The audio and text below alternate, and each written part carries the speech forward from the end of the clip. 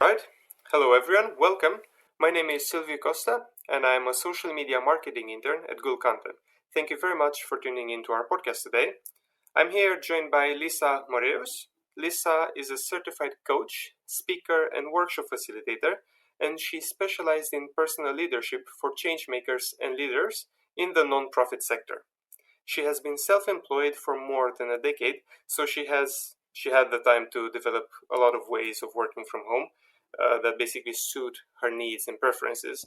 And this is also the topic for our podcast, work environment management. So hello, Lisa. Thank you very much for joining us. Hello. Thank you for having me. Now, I said that I'm here joined by you, but in fact, we're both safely in the comfort of our own homes, aren't we? Yes. Those are the times. Yes, basically, yeah, that's how everything goes now. And actually, outside my window, it's a beautiful morning. The sun is out, and luckily, I have two big windows, and I can see all the sun. It's a lovely view. But how about you? I'm curious, what can you see outside your window? I have the garden outside my window, so it's very beautiful, but there is no sun inside. So it's a little bit gray this morning, but it's still, it has its beauty. And there's a lot of light outside. There's always more light outside than inside, even if it's gray. I see. That sounds really lovely. And it also sounds like you have quite a nice workplace with all the light. I do. And speaking of which, I'd actually want to start by asking you about the importance of having a nice and well-designed workspace. So basically, how important is our workplace?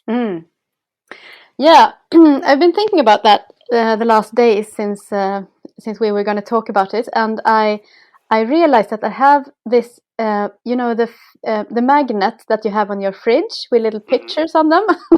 I have a magnet where the picture is of Jane Austen's writing table. So the famous author Jane Austen, who wrote Pride and Prejudice and loads of different masterpieces. And her writing table is actually tiny. It's not a desk. It's a round little table that stood in the kitchen. And in those times, women were not supposed to write, especially not novels. So the story is that she would write when nobody else was in the house, and she would sit at this little table, and she would be prepared to put away all her writing stuff when someone came in, and maybe, I don't know, take up her embroidery or something, that women were supposed to do. So I have this picture of her writing table to remind myself that it's actually, I don't need a perfect desk with a lot of fancy stuff to create good work. So that's one way of answering your question. If she could write these fantastic novels during those circumstances with just pen and paper and a small table, then I don't have any excuses. So I think I want to start there, because it's easy to start thinking about your working space and all the different things you could do to improve it, and then you work on that instead of your work. So it becomes sort of a procrastination tool, or maybe an excuse sometimes. So that's one way of answering. And then I begin to think about another famous woman from history, Virginia Woolf, who wrote this famous essay. I think the name is A Room of One's Own, where she stated that for a woman to be able to write and to work in the same way that men could, she would need a room of her own. She shouldn't have to work in the kitchen, for example, or somewhere between taking care of kids. She deserved her own working space if she was supposed to create good work. Right. So that's kind of the other end of the scale or something. So I think that in one So one way of answering the question is, well, is it that important, or could you work anywhere? And another way of answering that question is that, well, you are important and your work is important. So you're allowed to take up space for your work and to create the best working environment that you can. So somewhere in between these two. These two extremes. Yeah, exactly. With these two women guides from history, I'm trying to to find my own way in this. So I don't know if that answers your question, but something like that. Yeah, no, I believe that's a beautiful answer. Oh, wait, sorry. There's a dog. Oh my god, sorry. I'm gonna cut this one and then continue the answer. I'm sorry for this. No, don't worry. It's actually a quite good illustration of working environment. Yeah, no, exactly. I believe this is spot on. Yeah. Maybe we should leave it in, actually. Maybe we should. Actually, it's a good illustration of what happens when you try to work from home. Yeah, no, actually, yeah. And I mean, if you Google, there are lots of different videos with cats and dogs and children and other things walking past the web camera. Yeah, no, exactly. Yeah, but I think that's a really beautiful answer, and I believe, yeah, maybe we could benefit more by thinking of it this way. So it's not really about the workplace itself, but it's about how does the workplace support you. Yes. So maybe the question isn't about, okay, what is the perfect workplace, because maybe there is no such thing. Maybe it is about how does it support your work. Yes. What do you need, and what will inspire you and minimize distractions as much as possible. I think that's right. So I do think that workspace is important, and to me it's definitely important. And you can do a lot with your working space that will support your work. And on the other hand, also remember that it's not about it's not that you go and buy the perfect pen and then suddenly you can write beautiful novels. It's not about a pen. Right. Yeah, that's a really good metaphor, I think. Yeah, and you mentioned distractions, and I was wondering, what would you say are some elements that people should pay attention to when designing a workplace? For instance, with distractions, so kind of try to minimize distractions. So if we're talking about people who are working from home and who are self-employed, because I think that there is a big difference if you work somewhere else and you have if you have a boss and structures and working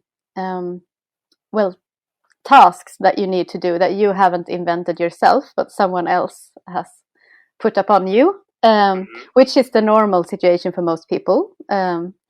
Of course, if you work for someone, if you work for a company or an organization. Right. And then you are suddenly, during the pandemic, for example, you are working at home. And then you're trying to work within that structure, but working from home. That's one thing.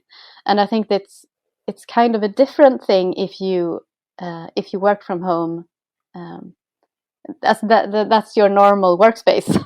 And also if you can lead yourself, if you can make your own structures or not. If you get what I mean by that. So I think that if you are self-employed, if you are your own boss, then there is also this taking your work seriously enough to actually create a workspace that works for you, and also create some structures around when do you want to work, how much do you want to work, do you want to work in the morning or in the evening or something else. And that's completely, you really, really do have the power if you are your own boss. And that's sort of a two-edged sword. So there is, you can work whenever you want, which also means that nobody else is going to help you to create those structures. Yeah, Yeah, and I can kind of recognize this double-edged sword that you're talking about, because indeed, if you can work whenever you want, that means that you might also see yourself working at 11 o'clock in Yeah. the evening when you might actually be supposed to be sleeping. Yes. While maybe if you have an office job and then you have to work from home for that, you kind of know, okay, I just need to be available from 9 to 5. Yeah. So then, right. And then what do you think might be helpful for people in both circumstances? What would you recommend, let's say, someone who is doing his own work, so who is self-employed? So I think that what we talked about before about listening to yourself and your own needs, and really taking advantage of the fact that you really can design your own work for yourself. So if you want to work at 11 p.m., you can. Yeah. So yeah, definitely. And it's you just need to figure out what are the consequences if I work at at 11 p.m. Is that when I do my best work? Then fine, sure. Yeah. Or does it? Do you make mistakes, or maybe it impacts your health or your relationships or other things? So I think that taking control and figuring out who are you, what do you need. So that's when it comes to hours. When do you work? That's one thing, and also, I mean, a benefit of having a working space in your home that is your working space is that you can sort of park your work there and leave the working space. Yeah. And it might help you distinguish between work and not work. Right. So that's one benefit of actually having somewhere where you work. I think it's also, for me, it's a signal to myself that I take my work seriously when I put some time and effort into creating a working space for myself. Right. So when it comes to distractions, I mean, there are so many distractions. Yeah. But I mean, when it comes to when you're working from home and there are other people in your house, if you live with someone, for example, then I mean, one part of the equation is actually having those conversations with people and asking them for what you need. Right. And that can be easy or hard, depending on, and might need some negotiations. Yeah, right.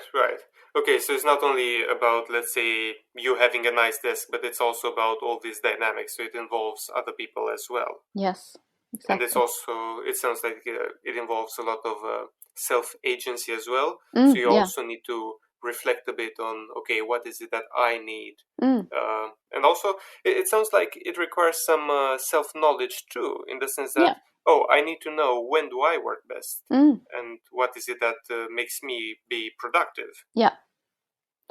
I actually, when I was employed by a state agency, a university actually, ages and ages ago, and then I quit my very safe job and started my own business instead. And when I did that, my boss at the time, he said, well, you know that if you are self-employed, if you don't wake up really early, then you won't get anything done. And also you have to remember that what you haven't done when lunchtime, then that won't be done at all. Oh. So those things were, and it took me some, I don't know, months or something to realize that his voice was sort of stuck in my head. And then I had to sort of negotiate with that voice, or rather kick him out of my head and realize that wait, he's not my boss anymore. And also, he's the boss of a university. He doesn't know how to run your own business. why am I listening to this voice in my head? This is so I had to sort of, so for some time I decided I will not work before lunch. I will only work after lunch, just to make him wrong. I see. Just to prove to myself that I can run a successful business and only work after lunch. So I needed to do that just to see, okay, is there truth in this statement of his? No, obviously it's not.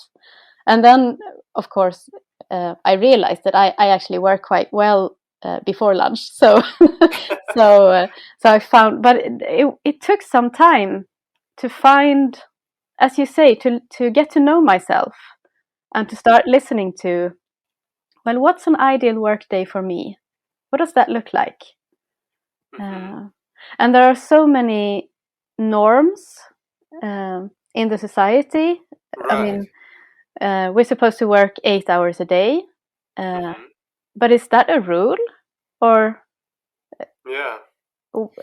so, and also to remember that in an office space, in an organization or a company, if you work, maybe you are there 8 hours, but do you actually work 8 hours? Indeed, that's really true. So maybe when you're sitting at home and you can concentrate more, then you maybe need 4 hours or 6 hours, or I don't know. So for me, that has really been it's actually an independent struggle or something, to take control and to start listening to myself and start designing my work day and my workspace around me and not around society norms and stuff. Right. Yeah. And I think that's a really interesting example what you said about your boss, because I think that is almost like a symbol for all these assumptions that we take from society, and then we very rarely challenge them. So what you said, for example, with the 8 hours day of work, indeed, I think that maybe for some people they could easily work, let's say 6, and still get as much work done if, let's say, they start their work day at 6 o'clock in the morning, maybe. Sure. I also heard something like this happening, that people just start their day early, and then there are fewer distractions then, and they are actually more productive. Yes. Yeah. Okay. Yeah. So the takeaway that I kind of see here is that working in the workspace is also an inner journey. Yes. Yeah, right. Starting your own business and being self-employed is definitely an inner journey. In many ways, and finding your best work hours and your best working space is one of those things, one of the steps or something on that journey. But I also think that when we're talking about distractions, so if you think about when you work, what you spend time on that you would rather not spend time on, and see if you can sort of fix things for yourself, or okay, so this is an example. If you spend a lot of time looking for stuff in different folders, then I think it's a good idea to just think about, okay, can I organize this a bit better? So if we are talking about how to set up a workspace for yourself, then maybe one of the things you could do is to think about what are all the stuff that I have that I use in my work, and then maybe divide them into 3 piles. So the stuff that you use every day, and the stuff that you use sometimes, and then the stuff that you almost never use but you need to keep it, like an archive. And then I try to think about that the first pile, the things that you use every day, can you have them closest to you and easy access? And then the other stuff, can you have maybe you don't even have to have the archive stuff in the same room as your working space. Maybe you can have that somewhere else in the house. So to really, that's also a way of minimizing distractions, I think. Trying to, so what do I do on a normal day, and what do I use? What do I need to be able to do those things? and can I make those things really easy, accessible for me without going through a lot of stuff. Right. Yeah, exactly. And so again, I see the same theme here. So it is about reflection, basically. Yeah. So really look, okay, what is it that I think this idea with the 3 piles, I have to admit I'm not doing that, and I think I would benefit a lot from it. So kind of really looking, okay, how does my workday look like? What do I usually do? And how can I arrange the things that I use, whatever they may be? Some people maybe work with folders in their computers. Some people might work with physical papers. Yeah. But whatever that is, it sounds like people should just really reflect on that and try to see how can they basically make their lives easier and organize their work and the tools that they use better, whatever those tools may be. Yeah. Yeah, that's a really interesting point. Yeah. Yeah. So reflecting is one thing, but also using those insights and right. doing something with them in the physical environment, I think. Yeah. I also think a lot about batching work. So if you, for example, I do a lot of e-courses, web courses. I create web courses, so which means that I need to record a lot of videos. Right. So that's have been one thing. So my working space is actually also a studio in a way, even that it's not as fancy as it sounds. It's just, but so like Hollywood. Yeah, exactly. Yeah, it's very glamorous. No, it's not. It's just that I take out my web camera and I put it up on a cardboard box so it's in the right, because I want to stand up when I do the videos. Right. And then just a few weeks ago, we put up this like a curtain. Really, really thin. And it goes.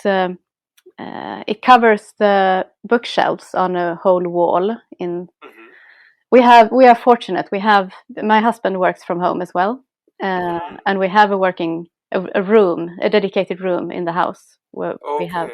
So that's really fortunate.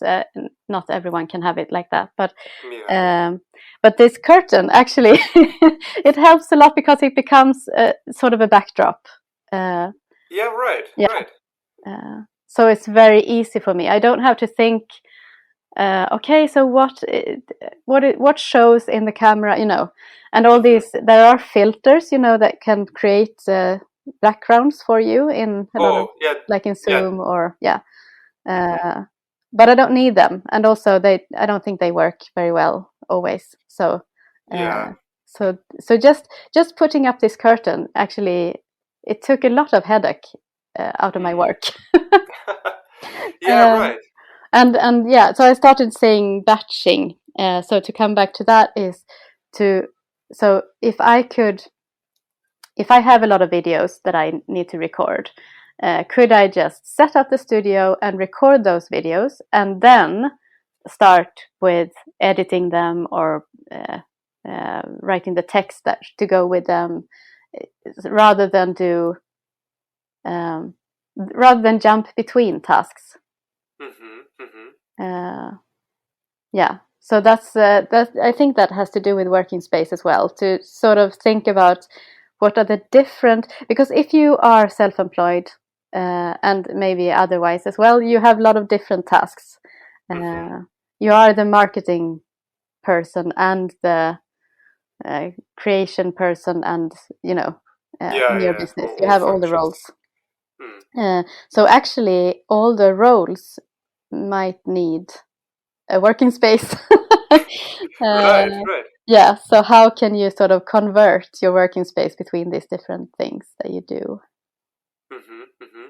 Yeah, it sounds like a really good point, and I think I think a lot of people can learn from this. So kind of paying attention to what role are you performing in a certain situation, because indeed, obviously, it kind of makes sense, right? So at an office, the HR manager has his own office, the sales director has his office. Yes. But then when we're at home, and especially if you're self-employed, you kind of perform all those roles, but you're at the same desk. Yeah. Which probably makes things difficult. And I really like this idea of basically looking at your process. Also, maybe if you're an employee and you work basically for a company, I think indeed it's very helpful to look at your process. So what tasks are you doing, and how can you, in a sense, maybe also automatize that in a way. For example, what you said with the backdrop behind. Yeah. So every morning you don't need to think, oh, do these books look pretty? Should I put a flower next to them? Now I just have a curtain, and then everything is fixed, and I can go on with the other tasks. Yeah, and it's a little bit see-through curtain, so it's like it puts a sort of a fog in front of the books, so you can see the books, but you can't really read the backs of the books. So yeah, for me it works. And it's I think it's often oftentimes you don't need so many equipment. I mean, it's not always as complicated as you think to make up a space that works for you. This was actually I had a question related to this, and it was what things could people do to basically improve their work environment that need little to no investment? So I think all the things that we have talked about so far is an answer to that question. Because I mean, sure, we found this curtain in a closet somewhere, it's so and also the structuring of your stuff doesn't have to take a lot of investment as well. One thing that I've thought about, I don't know if you know the book Getting Things Done by David Allen. Oh, no, I do not. It's one of my favorites. It has to do with personal productivity and peace of mind. So, and one of the things that he talks about and that I really implement is that have a physical inbox on your desk. So one place, one inbox where you put letters that come in or the different things that you need to do. So instead of just having, the book talks a lot about thinking about your inboxes. Where does stuff come into your life? Is it in your phone? Is it in the email? Is it in the post? So where does stuff come in, and make sure that you manage those inboxes. And that is the thing that I think that people maybe forget is the physical one. So I have a space on my desk, a folder. I don't know if you call it a folder. It's like a box, so where you can put papers.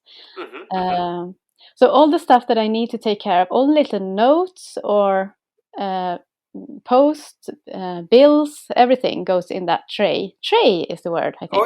Yeah. So and then I try to empty that tray as often as possible, and preferably every day. And it actually helps a lot with structure. It's such an easy thing to do, to have a tray that is your physical inbox where you put stuff that needs to be taken care of immediately. And then you have somewhere else where you have like reference paper for stuff you're working on. So project paper or whatever you need. That should not be in your inbox tray. The only things in your inbox tray are things coming in and that you need to deal with, process in some way. So I would say that even if you work on your laptop, on your couch, or in the kitchen or wherever, it might be a good idea to have a working space or a desk somewhere in your house. It could be tiny. But the most important thing, I think, is the inbox tray that you empty on a regular basis, so that you have somewhere I think that people who have not doesn't have a desk, but they work with on the kitchen table or wherever. If you have somewhere where your work lives, even if it's just a shelf with your inbox tray and maybe your laptop. So I think that that's two different things. I mean, your working space can be where you work, but you might also need, even if you live in a tiny apartment with other people, so you don't have the luxury of having a working desk, then you can still have a working parking space or something. Yeah. So that your work isn't scattered all around. Yeah, I think it's a really cool idea actually, and one that indeed can be very easily implemented. So more like, okay, make sure that you know where your work is, and make sure that you know how your work is structured. Yeah. And I really like this idea of basically visualizing. Yes. So okay, I know this is my inbox tray, and I don't have receipts lying around like my whole room or like apartment, but I know that all of them are here. And then also like this this idea of the tray, because I can kind of see it in my head filling up, and oh, it's time for the tray. Yes. Today it should be a tray, and okay, yeah, it kind of acts like a signal, like a nudge, telling you, hey, I should take care of it. And that's actually, let's talk about that, because nudging yourself is actually, I mean, that you can do that with your work environment in a lot of different ways. So that's also a question to ask yourself. What would make me want to work? How can I make a work environment, a working space that is creative and inspiring? That I wake up in the morning and I long for my desk, for example. So what do you want to surround yourself with, for example? Is it plants? Is it pictures? Something else? So there is one thing is the things that you need, the stuff that you need to do your work, to have that easy accessible. And the other thing is to have stuff that inspires you, to maybe even think about your working space as a kind of, I was going to say altar, but that sounds a little bit too cultish. Yeah, maybe too woo-woo. But I think it's actually, it is kind of a magic in things that sort of makes you want to do things or reminds you of things. So that's, I mean, why do you work? What is important about your work? And how can you remind yourself of that in your working space? Right. Yeah. Yeah, so I was going to say, how can you make yourself feel welcomed and taken care of? So if you are your own boss, how can you be a really kind and good boss to yourself and make up a working space that makes you feel, maybe you want to feel like when you're sitting down at work, that maybe you want to feel like a kid who has a lot of crayons and stuff and is about to do something creative and fun and colorful. So if you have control of your own workspace, then you can create that. Yeah, no, exactly. And it also sounds like, it might be something that a lot of people might miss, in a sense that you kind of need to get yourself into a mindset, let's say, the right mindset for work. Yes. So if you go into the workday feeling like, here we go again, maybe it's time to change something there. Yeah, I really like this idea. Also, the idea of basically walking in as a kid with these crayons. Yeah, I really like that picture. Yeah, it inspires a lot of excitement, and that's something that I would really like to have, and I'm happy when I get to have that in my own life. Yeah, and I think that we all have these things. I mean, a favorite pen or some special kind of journal or paper that you'd like to use, or whatever that makes you feel like work is fun and creative and special. And I mean, for someone it is crayons, and for someone else it's definitely not crayons. Yeah, for sure. You need to find what makes you want to go to work. even if going to work means taking 4 steps to your desk. Yeah. Yeah, no, but exactly, and I really like that idea of kind of, in a sense, do build your own altar there. I mean, if you're gonna be working there for like the whole day, you might as well just make it beautiful and enjoyable. Yeah. I mean, right, yeah. And now, so these were basically the things that you could do with no money. So make sure that you have everything organized. That is more on the work side, and then also make sure that your environment kind of inspires you and gives you energy. Yeah. But I'm wondering what things could you do with an investment? So let's say that I have 1,000 kronas or 100 euros. What things could I maybe buy to kind of boost my well, not only productivity, but yeah. So first of all, I'm not an expert in, how do you say it in English? Ergonomy. Oh yeah, Like, ergonomy. how do you take care of your body when you're working? Right. Yeah. So the perfect chair, for example. And what angle should your knees and elbows be at when you're sitting at your desk? Those kind of things are not my expertise, of course. But I think they're important. So I think that if you can invest, then maybe do a little research and figure out how can I make my workspace.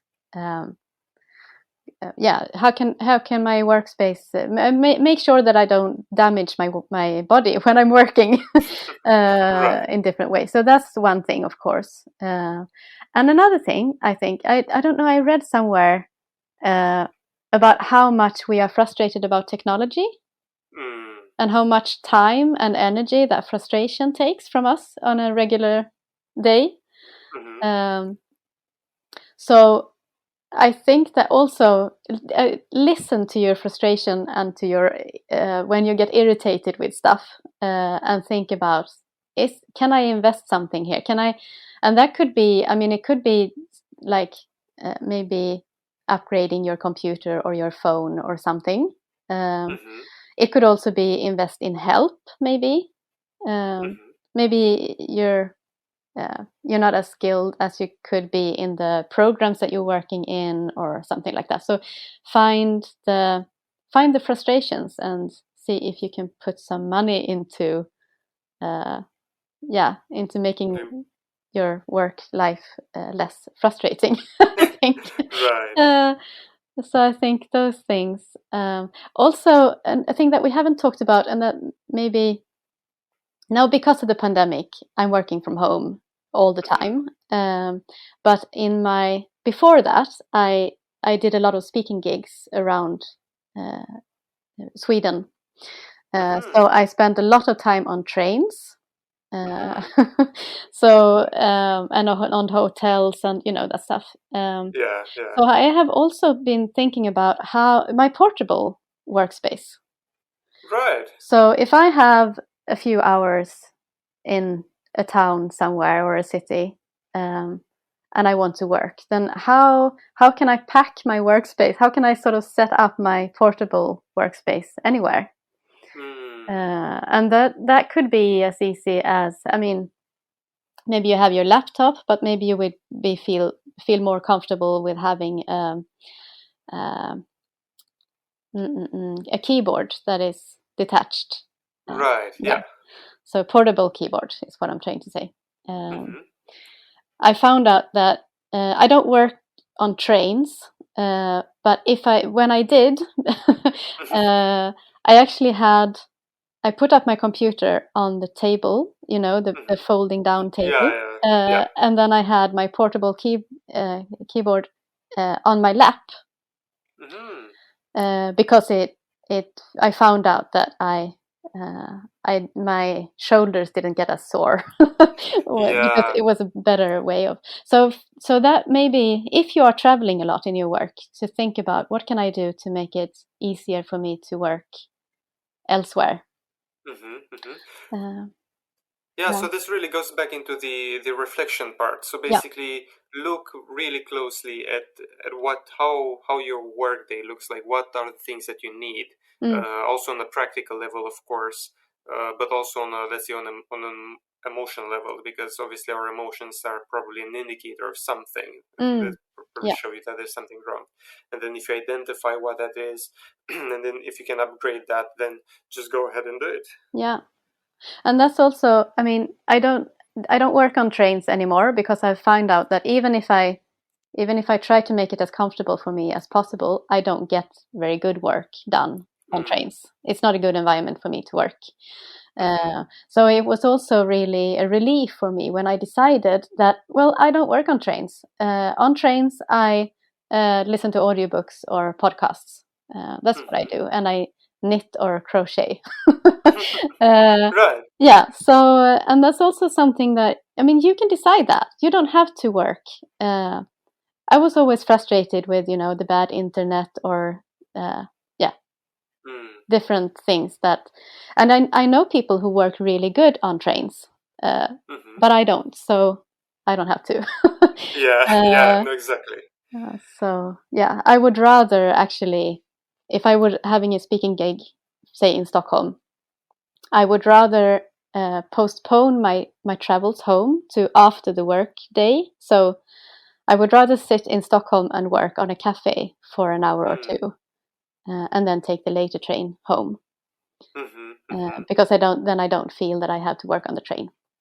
Yeah. Okay, so it's basically finding a way to work around the things that work for you, basically. Yeah, exactly.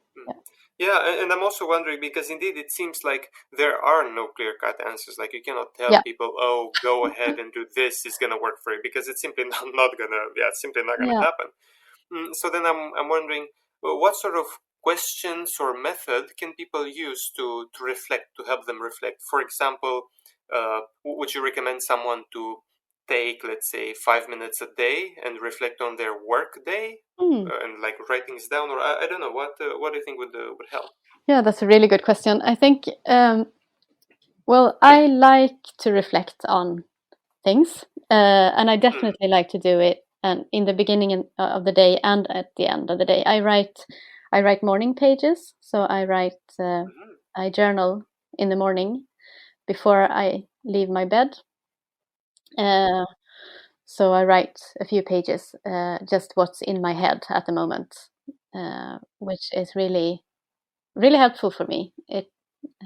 I capture a lot of thoughts, and I'm less confused when I when I start working. Yeah. Yeah, and I also have a journal at my desk where I write things down. So yeah, to have that sort of meta view on yourself.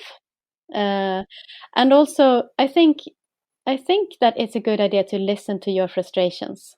That when you get frustrated, you think about, is there something I could do? How do I not get in this situation again? Is there some information here that is valuable for me? And sometimes there isn't, of course. Sometimes you're just frustrated, but a lot of the time, that frustration is actually saying something that could be useful. Also, I think to talk about, I mean, this topic about how to structure your work environment and how to make sure that you feel good and get good work done. This is a topic that we talk about a lot when I meet my friends who are also self-employed. And that's also why I know that people are very different, and need different things. So I think that's a good idea as well, to talk about this with people that you know. What's their frustrations, and what's working for them, and what have they learned about, and trade different examples and ideas and stuff. Right. Yeah, so if I were to summarize, there are kind of like three main things that people can do. One is have, let's say, a more structured reflection moment in the morning or in the evening or whatever suits for you. And then one, to kind of learn to identify your triggers or certain nudges that kind of show you that something is wrong, and then basically learn from those. And then lastly, also just open conversations with others. So talk to people about their experience, and basically that would be a great learning experience in the end. And all that has to do with getting more conscious about how you work and how that's working for you. Right, yeah. So not just having it in the background as some sort of default going without thinking, but Yeah. rather basically what you just said, reflecting and being more conscious of what you're doing. Mm. Mm. Yeah, I think that's really valuable. I feel like that would definitely make my my work life better. Mm. Mm. And I think that just because I mean, self-employed people are a group that I mean, it's obvious that they need to think about these things. But for Mm. example, students is another category that has almost the same working environment. Uh, Right. so it's not only and also people who are, even if you're not working from home, maybe you have work like things in your life. Mm. Yeah. So I mean, you can also talk to people who have different hobbies. How do they structure their home around that? How do they create creative space for themselves? Mm-hmm. Yeah. So this is a conversation where it's about sort of having a magic wand and creating the space that will help you do what you want to do. Mm-hmm. Mm-hmm. Yeah, yeah, and I really like this idea of don't limit yourself. Don't only look at the work life because there are other areas in your life where you could learn from. Mm. And then you might get exactly sort of this magic wand moment where like, ah, aha, wait, I can use this one Yeah. in, yeah, what you say with the inbox, for example. Mm. You don't only need to have it in the email, you can actually make a physical one. Yeah. Mm. Right. Yeah, and speaking of, because you mentioned that you also have a lot of friends that are self-employed, and then that got me thinking, how do you deal with the social aspect? Because of course now we have Corona and everything, but Mm. I'm also wondering if yeah, if you work alone and you're self-employed, Mm. are there some things that you do to still get that social interaction from? Yeah, sure. I think that's really important, and it's also you need to know yourself in that aspect as well. How social are you, Mm. and how much do you need people around you to feel good and to get inspired? Mm-hmm. So for me, I actually enjoy working alone, um, and I get a lot of done, and I get inspired. But I also need the social interactions with people from time to time. Uh, Mm-hmm. so what we do is I have some of my friends who are also self-employed and who lives in the same city or town, Växjö. Mm-hmm. We meet up sometimes and we work together, either at someone's home or at a cafe or something. Mm-hmm. So just work. I mean, we don't work together. We work in the same space. So Right. Yeah. everyone is working with their things, and we. I mean, it's if you Google office or coffees, there are Mm-hmm. actually some people who have thought about this and made up some rules, which you don't have to follow, of course. But there is actually so office, home office, Mm-hmm. and coffees, cafe office. I uh, see. yeah, so a lot of self-employed people find ways to sit in the same space and work with their own stuff. Mm-hmm. And you can have check-ins. You can start the day by sort of doing a round and listening to everyone. What are you working on today? And then you can do a check-in when you work for a few hours. And so, where are you now? How do you feel? What's happening? Uh, Mm. so that's really, and of course, you could do all this remote as well. You can do this on Zoom or whatever Yeah. video conference thing you use. Mm-hmm. Uh, Mm-hmm. so that's really to create that feeling. If you need or want that feeling of working in the same space as other people, then you can definitely create that. Mm-hmm. Uh, so that's one thing, and also maybe you realize that, well, when I work, it's fine to be alone, but I want to Mm. meet people on other occasions. So maybe I should plan to go to conferences or just go walk into town and have lunch with someone or take a walk with Mm. someone. So I think that it's important to try to create that. Uh, and as I Yeah. said, it can be done during the pandemic in a safe way as well. Mm-hmm. Mm-hmm. Yeah, yeah, I Mm. really like this idea. So basically, okay, first look at what do you feel like you Mm. need, know yourself in that sense, and then you can just find a community of people and kind of join that or create that yourself if there isn't one. Or of course you can just see people in a different environment, so not related to work, what you just did in your free time. That's a really good insight, I think. I think one thing that we haven't talked about, just to be sure that we mention, that you need to move during the day. That's right. Really, I think that this is actually something that might apply to everyone. So I know that you know about the Pomodoro technique. Oh yes. And people can Google that as well. So work for, I think it's work for 25 minutes and then take a 5 minutes break.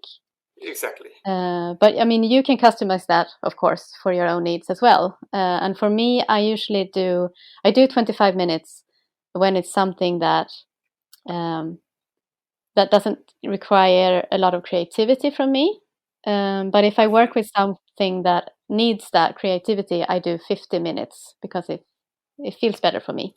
So I do 50 minutes work and then 10 minutes break. To not disrupt the flow. Yeah, exactly. Yeah.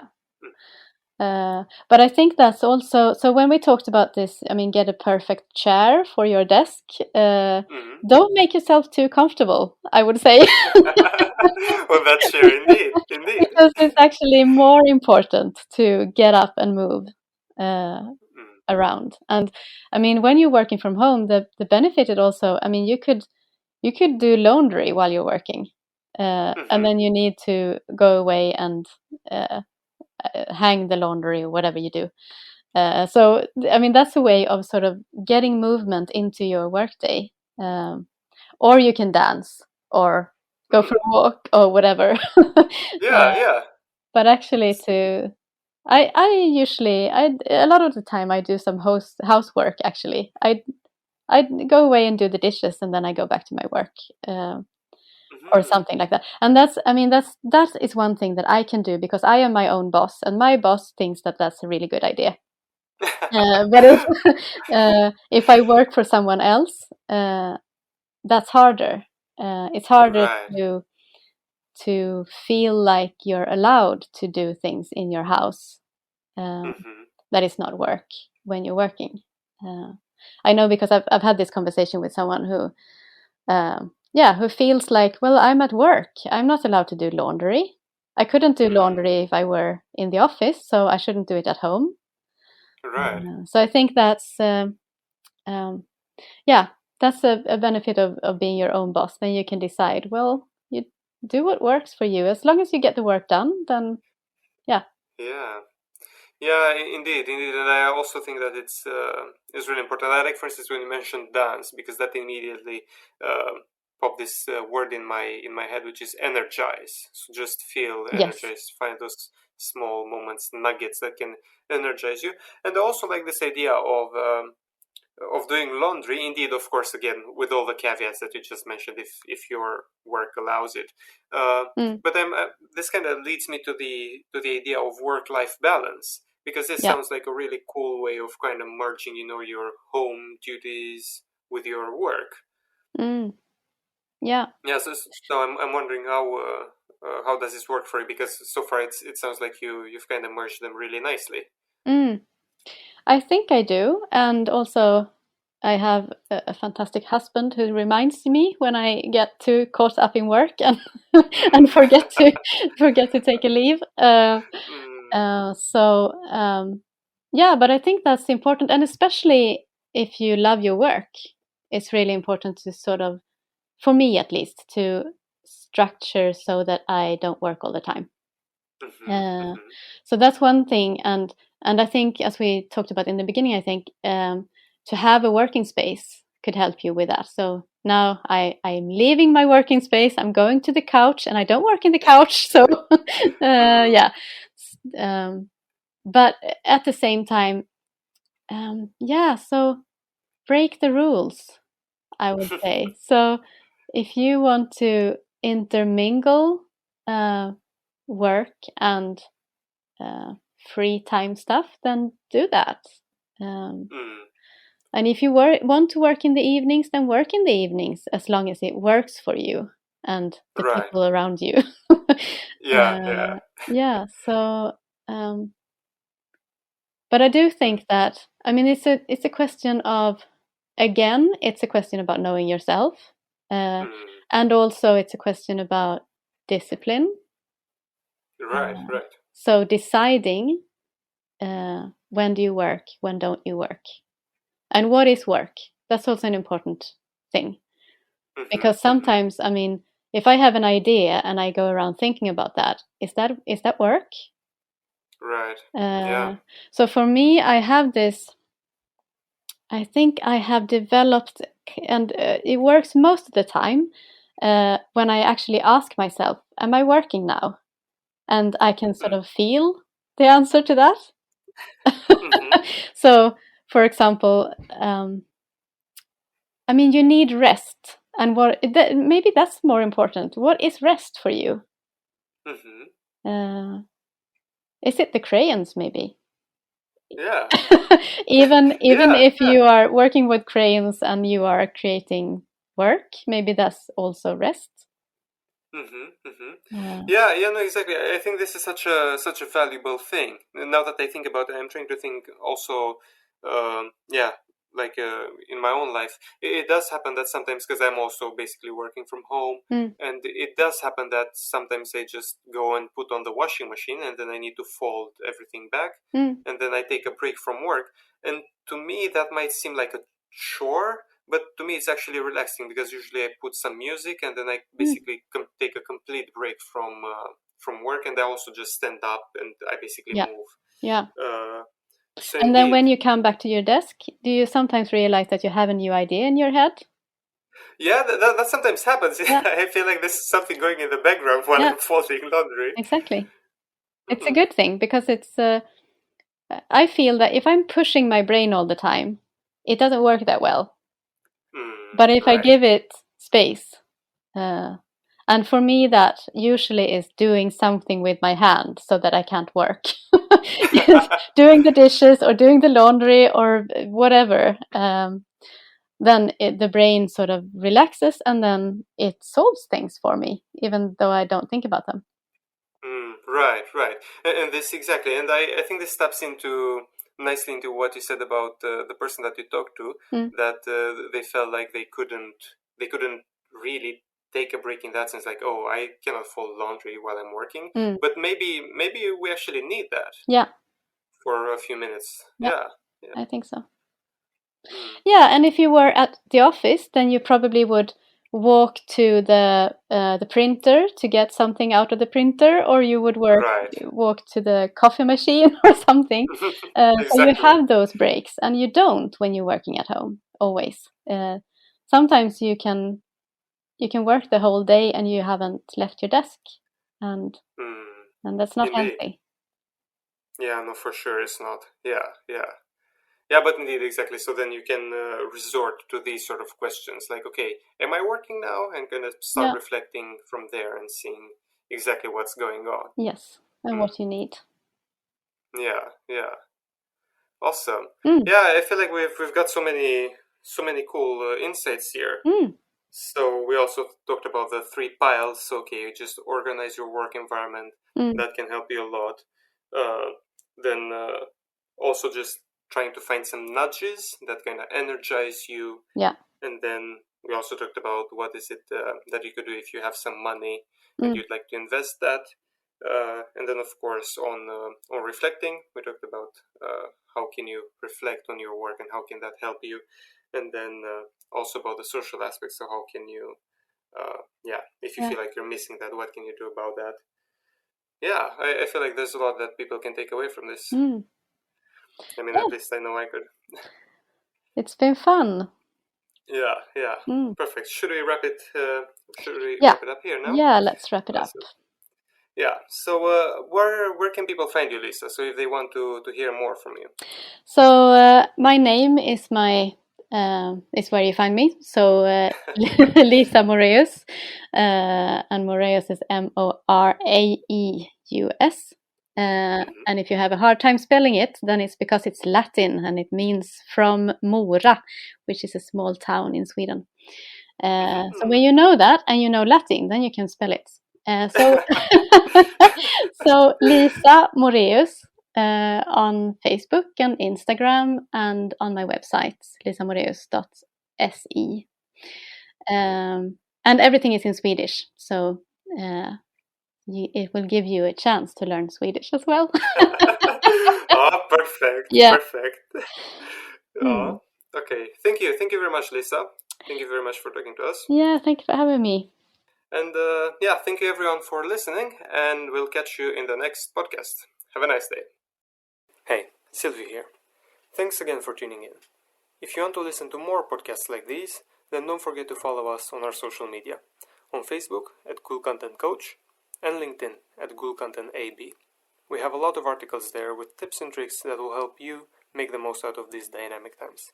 Lastly, check our website, coolcontent.com. There you can find a lot of coaching programs, which you can join to get in contact with some of Sweden's finest coaches. Thank you very much for listening, and we hope to catch you in our next podcast.